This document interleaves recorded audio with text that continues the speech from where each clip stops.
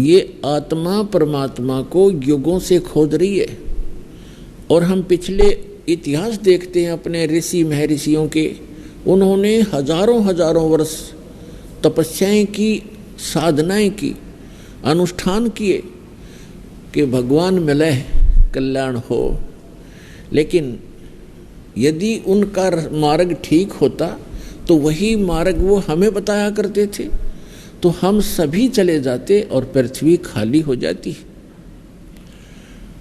अब यहाँ शंका एक और उत्पन्न होती है कि भक्तजन श्रद्धालु कहते हैं कि यदि पृथ्वी खाली हो जाएगी तो यहाँ कौन रहेगा। तो ये बालक सोच होती है। एक बिल्कुल अबोध बच्चा ये बातें कर सकता है जिसको कुछ भी ज्ञान नहीं।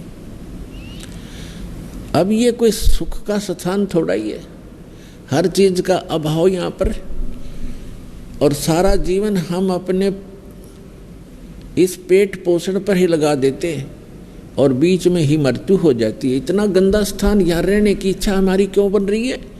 क्योंकि हमें उस अन्य सुख में लोक का ज्ञान नहीं, और वहां जाने का कोई समाधान नहीं। अब जैसे चंद्रमा खाली पड़ा है, ऊपर के ग्रह ये सभी खाली पड़े हैं, तो एक पत्थर ये भी पड़ा रहेगा। हमने कौन सा ठेका ले रखा है यहीं पर गर्मी और सर्दी और भूख प्यास इन कैंसर से पीड़ित होकर मरने और जीने की? यह तो हमारी मजबूरी है।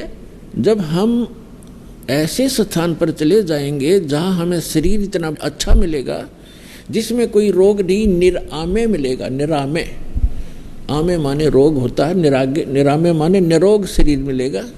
और ऐसा ही वहाँ दुनिया होगी आपकी, ऐसे आपका परिवार होगा जो कभी मृत्यु को प्राप्त नहीं होगा। और वहाँ एक ऐसा शिष्टाचार होगा, यहाँ तो कहते बहु सास ने गड़न लाग रही है या सास बहु से के सर हो रही है, रोज कोई ना कोई पंगा जी ने बना रहता है जीव के। हम ढीठ होकर जी रहे हैं, कोई विकल्प दिखाई नहीं दे रहा। तो हम ऐसे स्थान पर चले जाएंगे जहाँ कोई दुख नहीं, कोई वृद्धावस्था नहीं। अब कौन वृद्ध होना चाहता है, कौन रोगी होना चाहता है, और सभी हो रहे हैं। कौन मरना चाहता है, और सभी मर रहे हैं।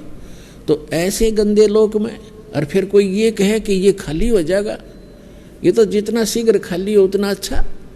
ये रहने का स्थान है, कहीं फ्लड आ रही है, मर गई दुनिया, कहीं पर भूकंप आ गया है, कहीं पर वैसे सूखाग्रस्त कोई रोग से मर रहा है, कोई किसी तरह करा रहा है। तो ये तो एक बूचड़ खाना है ये पृथ्वी लोक, और ये स्वर्ग लोग यहाँ के, ये कोई स्थान ठीक नहीं है। तो परमात्मा